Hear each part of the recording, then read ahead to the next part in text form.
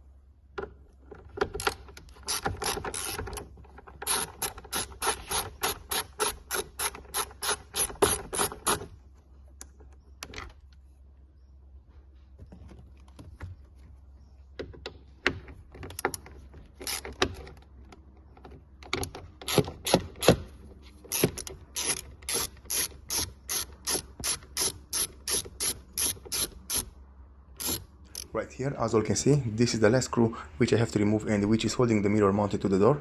And from here you'll have to hold it with one hand because you don't want to make the mirror fall on the ground, and with the other hand you'll have to disconnect the connector from behind the door.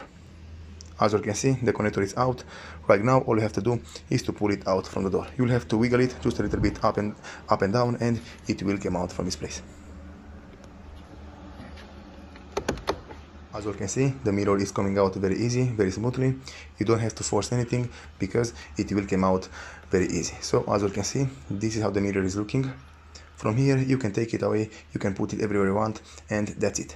This is how to remove the mirror from any BMW 5 Series G30 from the year 2016 and up. Thank you for watching. If you liked this video and found it informative, please leave a like and a comment down below. See you next time.